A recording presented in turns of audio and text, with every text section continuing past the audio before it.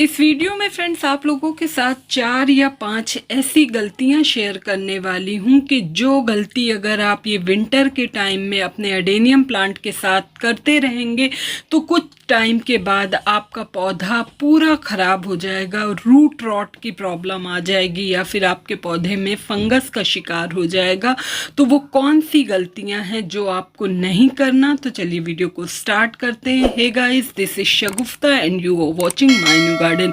देखिए फ्रेंड्स, मैंने last video में जो खाद वगैरह दी थी अपने पौधे में, उसका रिजल्ट ये है कि मेरे पौधे की हर एक ब्रांच पे आप देख सकते हैं इसमें अभी भी कलियां बन रही हैं। लगातार मेरे सारे एडेनियम्स में फ्लावर्स आ रहे हैं, पौधे की न्यू ग्रोथ स्टार्ट हो रही है। तो इस वीडियो में आपके साथ कुछ खाद भी शेयर करूंगी जो आप बिना डरे नवंबर के मंथ में आप अपने पौधे में डाल सकते हैं, जिससे आपके भी पौधे में लगातार ऐसे ही फूल खिलते रहें।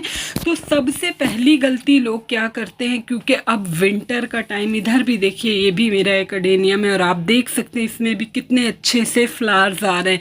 लोग सबसे पहली गलती क्या करते हैं कि अब क्योंकि विंटर स्टार्ट हो रहा है तो लोग विंटर फ्लावरिंग प्लांट की शॉपिंग करने लगते हैं। यहाँ भी देखिए सीड्स ये बन रही है।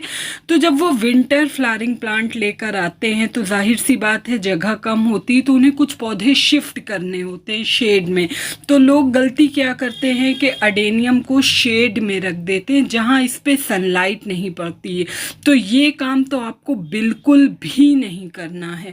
आपके पास जगह है नहीं है, आप इसको ऐसी ही जगह रखेंगे जहाँ इस पे पूरे दिन की डायरेक्ट सनलाइट आती रहे। मतलब इसको शेड में आपको बिल्कुल नहीं रखना है।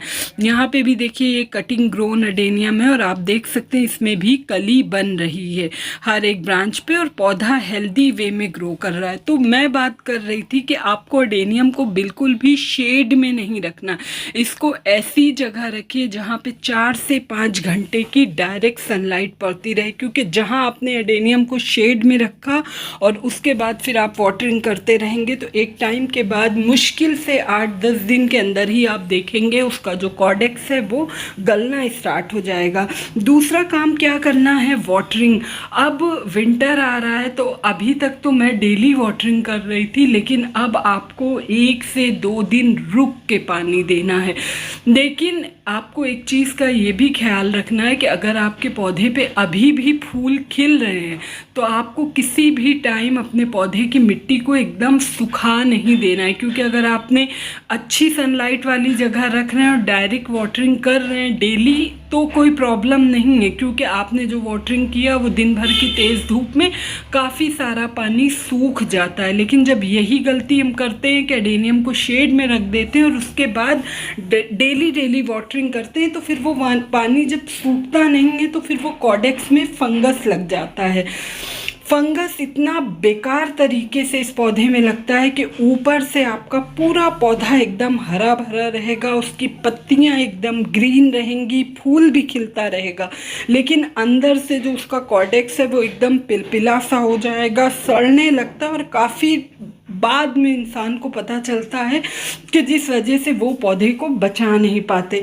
इस टाइम में मैंने एक काम किया है कि अपने पौधे की कुछ 30 से 40% पत्तियों को कट कर दिया है, क्योंकि एडेनियम की मिट्टी में धूप लगना ज़रूरी है। समटाइम्स ये पत्तियाँ पूरा ऐसे छाई रहती हैं तो फिर वो मिट्टी के अंदर सनलाइट नहीं पड़ती, सिर्फ पत्तों पे धूप पड़ती है। तो कुछ पत्तियों को आप कट करके हटा दीजिए जिससे कि एडेनियम की मिट्टी में धूप लगती रहेगी और फिर पौधा उसमें अच्छे से ग्रो करता रहेगा। एक चीज़ का आप ये भी ध्यान रखें, जैसे मैंने अपने एडेनियम को, आपको चेक करते रहना है कुछ टाइम के बाद कि इसके कॉर्डेक्स को आप हल्के से प्रेस करेंगे तो आपको समझ में आएगा कि अगर वो सॉफ्ट हो रहा है या फिर दबाने पे दब रहा है। सॉफ्ट 2 वजह से होता है। एक तो लोगों को ये लगता है कि डेजर्ट रोज़ है, कम पानी चाहिए होता है तो वो कितने दिन पानी ही नहीं देते। तो समटाइम्स पौधे में ये भी प्रॉब्लम आती है कि जब आप इसको पानी कम देने लगते हैं तब इसका जो कॉर्डेक्स है वो श्रिंक होने लगता है, सिकुड़ने लगता है। तो पानी आप ध्यान से दीजिए। इम्पॉर्टेंट बात ये है कि आपने इसको कैसे सॉइल मिक्स में लगाया है। मैं क्योंकि डेली वाटरिंग अभी कर रही हूँ तो मैंने इसके सॉइल मिक्स मिक्स में 50% तक सैंड ऐड किया है। जो रिवर सैंड होती है, आपका मकान वगैरह बनता है तो जो कंस्ट्रक्शन साइट्स पे यूज़ होती है, वो वाली सैंड का काम क्या होता है कि वो मिट्टी में पानी को होल्ड नहीं करती है। आपने वाटरिंग किया, मिट्टी और जो भी रेत है ये सब गीली हुई, उसके बाद जो भी एक्सेस वाटर होता है वो ड्रेन आउट हो जाता है। तो अगर आपने सिर्फ मिट्टी में, मतलब मिट्टी और गोबर या कोई भी खाद मिला के आपने पौधे को लगाया है तो फिर वाटरिंग आप समझ के करेंगे। मैंने क्योंकि सैंड में ऐड करके लगाया है। और आप एक काम और करेंगे, इस टाइम में इसकी जितनी भी ब्रांचेस आप ये चेक करते रहिए कि कोई भी ब्रांच आपस में रगड़ना नहीं चाहिए, मतलब एकदम मिली मिली ना हो। ब्रांचेस को चेक करिए, कोई में ब्राउन स्पॉट्स वगैरह आ रहे हो या फिर ब्रांच आपके दबाने पे पिचपिची सी दिख रही हो तो वो ब्रांच को आप इमीडिएटली कट कर दीजिए। एक गलती लोग और क्या करते हैं इस टाइम में, पौधे की ब्रांचेस को कट करना।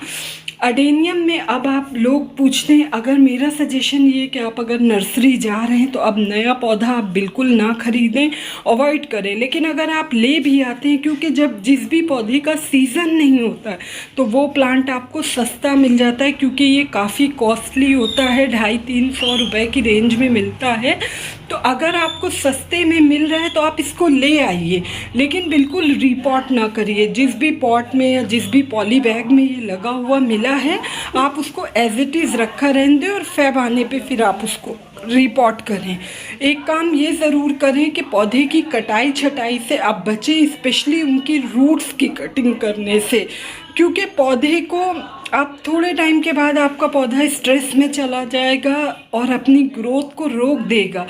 जब भी किसी भी पौधे का ऑफ सीज़न होता है, मतलब उसकी ग्रोथ रुक रही होती है, तो उस टाइम में आपको उनकी जड़ों को बिल्कुल डिस्टर्ब नहीं करना होता। कोई कटाई छटाई आप बिल्कुल ना करें, वरना हो सकता है कि पौधा आपका सरवाइव ना करे।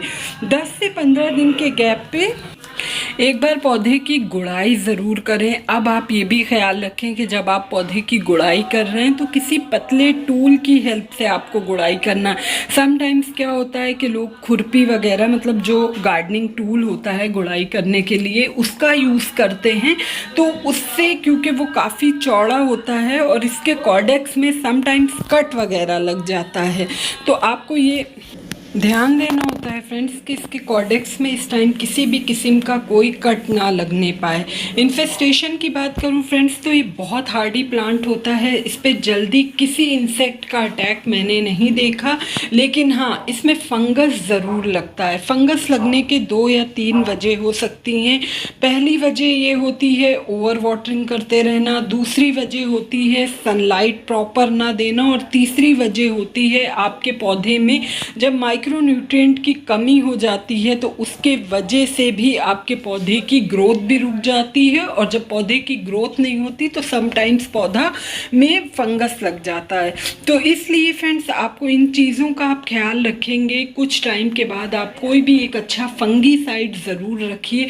फंगीसाइड से क्या होता है कि पौधे में अगर समटाइम्स किसी वजह से फंगस लग भी गया तो आप जब उस फंगीसाइड का स्प्रे करते हैं या फिर उसकी मिट्टी में डालते हैं तो फिर वो पौधे को फंगस जो होता है वो आगे तक ख़राब नहीं करने पाता। मैं क्या खाद डालने वाली हूँ वो आपके साथ शेयर कर रही हूँ। ये देखिए, ये है फर्स्ट खादीज, ये है DAP, डाई अमोनियम फॉस्फेट है। ये बहुत अच्छा फॉस्फोरस युक्त खाद होती है। आपके अडेनियम को फॉस्फोरस बहुत ज़्यादा पसंद होता है। होगा ये 20 से 25 दाना है, छोटे दाने वाली DAP है और मेरा पौधा भी काफ़ी मैच्योर है, इसलिए मैं इसमें 20 से 25 दाना डाल रही हूँ। अगर आपका पौधा नया है, काफ़ी पुराना नहीं है और बहुत छोटा है तो आप 5 to 10 ग्रैन्यूल्स तक आप डाल सकते हैं। जब भी आप DAP का यूज़ कर रहे हैं तो मेक श्योर कि वो जो पौधे की मेन ब्रांच है उससे दूर डालें, रिम के एकदम किनारे किनारे आप डालेंगे। जो कि ये DAP क्या होता है कि फॉस्फोरस वाली खाद होती है। ये आपका जो कॉर्डेक्स होता है ना, जो निचला हिस्सा, उसको काफ़ी थिक करती है, बहुत खूबसूरत बनाती है। तो और ये DAP आपका एक केमिकल केमिकल खाद होती है तो धीरे धीरे डिज़ोल्व होती है और अपना जो न्यूट्रिएंट है वो पौधे इससे आसानी से लेते रहते हैं। तो अभी आप नवंबर के टाइम में पौधे में अगर ग्रोथ नहीं हो रही है तो ये खाद आप बिना झिझक बिना डरे डाल सकते हैं, बहुत अच्छा आपको इसका रिस्पॉन्स मिलेगा। मेन फोकस क्या होता है फ्रेंड्स कि पौधा हेल्दी रहे और पौधे से आपको लगातार फ्लावर्स मिलता रहे। तो डीएपी से समटाइम्स आपके पौधे की ग्रोथ होगी, जो भी कलियां बन रही हैं वो सारी एक साथ खिलती हैं, तो आप इसको ज़रूर यूज़ करें। लेकिन हाँ, क्योंकि केमिकल है तो 1 महीने से पहले दोबारा फिर आपको यूज़ नहीं करना। दूसरी खाद के तौर पे देखिए एक लिक्विड डालने वाली हूँ। उसके लिए देखिए 1/2 लीटर तक मैंने वाटर ले लिया है, सादा पानी है ये। अब इसके अंदर मैं 2 चीज़ ऐड करूँगी, दोनों ही बहुत इम्पॉर्टेंट होती है। फर्स्ट थिंग इज के देखिए इसमें मैं डालने वाली हूँ पोटैश। ये है MOP पोटैश यानी म्यूरेंट ऑफ पोटैश। इसका लिंक डिस्क्रिप्शन में डाल दूँगी, आप इसको फ्लिपकार्ट से ईज़िली परचेज़ कर सकते हैं। 2 गमले के हिसाब से मैंने डाला है। ये पोटैश आपका एक केमिकल खाद होती है। अगर आपके किसी भी पौधे में फूल नहीं आ रहा तो डेफिनेटली ये खाद आप यूज़ करेंगे तो फ्लावर्स आने लगेंगे। बहुत चीप बहुत सस्ती खाद होती है, तो ज़रूर ऐड करें। पोटैश नहीं है तो आप इसकी जगह केले के छिलकों का यूज़ कर सकते हैं, वो भी पोटेशियम रिच फर्टिलाइज़र होता है। बट क्योंकि अब थोड़ा विंटर स्टार्ट हो रहा है तो मे भी अच्छी सनलाइट वगैरह ना लगे या फिर बारिश हो तो पौधे में बनाना पील से फंगस लग सकता है। दूसरी खाद के तौर पे देखिए ये है फंगीसाइड। जैसा मैंने बोला कि एडेनियम में कोई भी अच्छा फंगीसाइड ज़रूर रखिए। मैं चाहती तो पोटैश को डायरेक्ट सॉइल में दे सकती थी, लेकिन मिट्टी मेरी थोड़ा सा सूखी हुई थी। जब भी आप पोटैश यूज़ कर रहे हैं तो मेक श्योर आपकी मिट्टी में एक मॉइस्चर मेंटेन हो, तभी आपको पोटैश डालना है। एकदम ड्राई सॉइल में आप डाल देंगे तो ये पौधे की जड़ों को डैमेज कर देता है। उसके बाद देखिए 1/2 लीटर तक पानी और ऐड कर लिया। अब ये जो खाद है ये 1/2 लीटर ही मैं दोनों गमलों में फीड कर दूंगी, क्योंकि फंगीसाइड से पौधे में किसी किस्म का कोई फंगस नहीं लगता। प्रिकॉशन के तौर पे मैं हर 10 से 15 दिन में जब भी बनाती हूँ कुछ इस तरह की खाद तो पौधों में ज़रूर डालती रहती हूँ। मैंने बोला इंसेक्टिसाइड का इस पर यूज़ नहीं करती क्योंकि इस पर जल्दी कोई इंसेक्ट वगैरह नहीं लगता, लेकिन फंगीसाइड में 15 दिन में जब भी बनाया किसी भी पौधे के लिए तो एडेनियम में ज़रूर डालती हूँ। तो इस तरह से आप भी एडेनियम की केयर करें तो बहुत अच्छे से आपका पौधा हेल्दी वे में ग्रो करेगा।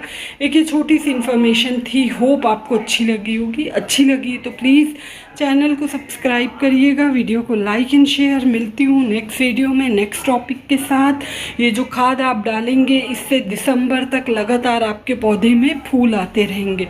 Okay friends, bye bye.